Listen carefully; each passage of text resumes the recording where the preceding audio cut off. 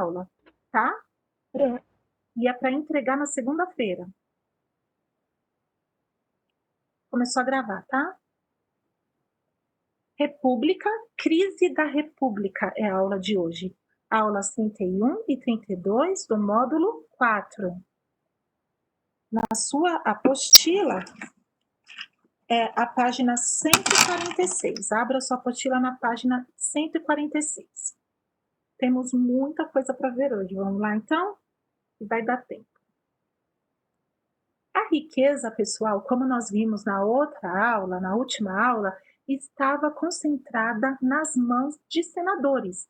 Quem eram os senadores? Os patrícios, página 146. Crise da República. Eram os patrícios, eles eram a nobreza. Só que o comércio começou a gerar riqueza também para os plebeus que eram comerciantes, que eram mercadores. Então agora a riqueza estava concentrada na mão de senadores, que eram os patrícios, e também de mercadores plebeus. O latifúndio, que eram as grandes terras, né, o latifúndio escravista e o comércio trouxeram a riqueza a Roma. Os plebeus pobres ainda continuavam sem terras, sem trabalho, e eles começaram a deixar o campo em direção à cidade para ver se conseguiam ter alguma oportunidade. Só que na cidade também não tinha trabalho para eles, devido à presença dos escravos que já estavam lá. Então isso gerou uma consequência. Começou a surgir a dificuldade em alistar os soldados nas legiões. Lembram que eram soldados que eram responsáveis por adquirir e manter os seus equipamentos? Então, surgiu essa dificuldade.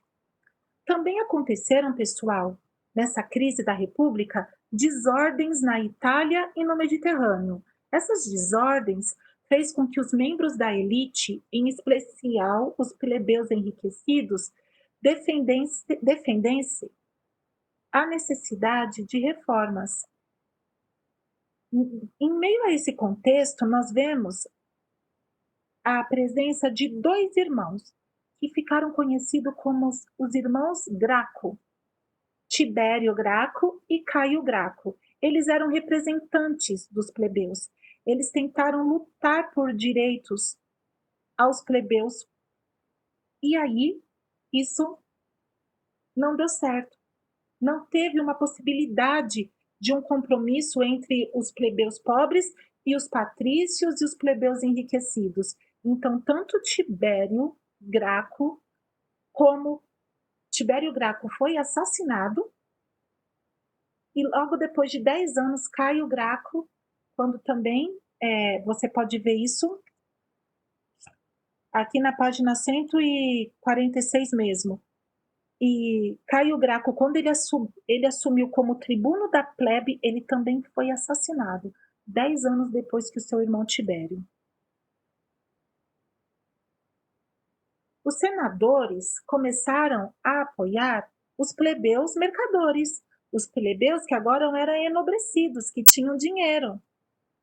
E os generais, lembra que o general foi criado pelo Senado, vimos isso na última aula, eles começaram a se aproximar como protetores dos plebeus pobres. Então, os senadores começaram a apoiar os plebeus mercadores, que tinham dinheiro, os plebeus pobres ficaram de lado, mas aí os generais se aproximaram dos plebeus pobres. Então, houve uma quebra na elite, na unidade da elite romana. Então, um grave problema, além dessa quebra na unidade da elite romana, também foi a corrupção das autoridades públicas. A corrupção entrou também. Caio Mário, ele era de origem plebeia e ele foi cônsul. O que é o cônsul? É o cargo máximo da República, por 6 mandados consecutivos.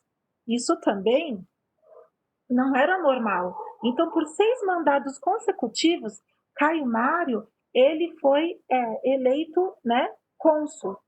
E ele representava os populares, né, o mais alto cargo político de Roma. Cônsul. Ele manipulou o sistema político em favor dele e só deixou o poder quando os legionários veteranos deixou de apoiá-lo. Após a saída de Mário, Roma enfrentou também graves perturbações, porque dezenas de tribos e cidades aliadas começaram a exigir igualdade de direitos, a cidadania romana. A República cedeu às exigências dos aliados italianos, concedendo essa cidadania romana. Um novo adversário também surgiu, né? Um adversário do poder romano também surgiu ali no Mediterrâneo, né? No litoral do Mar Negro. O nome dele era Mitridates VI. Ele era rei de Ponto. E ele foi recebido como libertador pelos gregos. Os gregos receberam ele como libertador, né? Mas, né, Lúcio Cornélio Sila, ali em Roma, foi nomeado para o comando de uma campanha contra Mitrídates VI. E aí Mário, ele reassumiu e tentou impedir o envio de Sila, mas não conseguiu. Mário morreu pouco tempo depois de reassumir o consulado, pouco tempo depois de ser eleito novamente cônsul. Mário, que tinha tentado impedir Sila de combater Mitrídates VI, morreu. E Sila fez um tratado com Mitrídates VI e permaneceu no poder. Sila também liderou uma política que era assim. Sila também liderou uma política, pessoal, que era assim a política dele: eliminar os adversários, certo? Então é assim, com ele era essa política de eliminação dos adversários. Procurou liquidar a ameaça que era representada pelos populares, eliminando seus chefes e neutralizando as instituições que os apoiavam. Teve uma revolta também, aí dentro da crise da República, que ficou conhecida como a Revolta de Espartaco.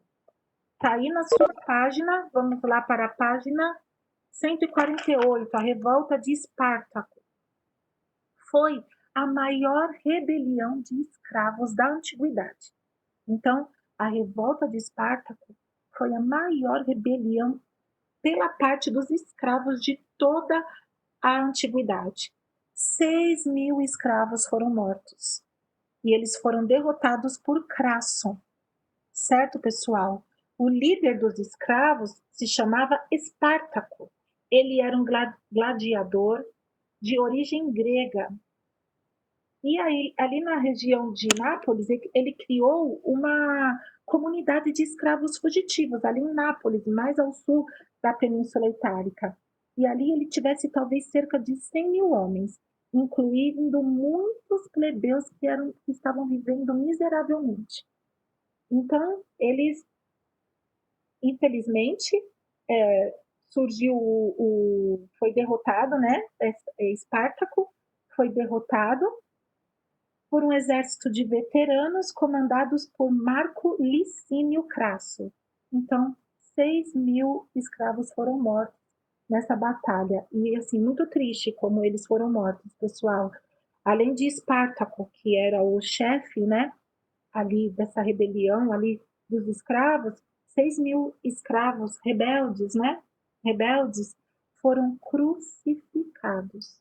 Eles morreram crucificados. Espartaco, mais esses 6.000 soldados, nessa batalha que foi liderada por Crasso.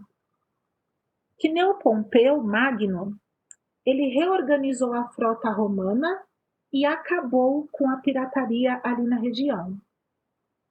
Marco, o que é isso? O que, amor?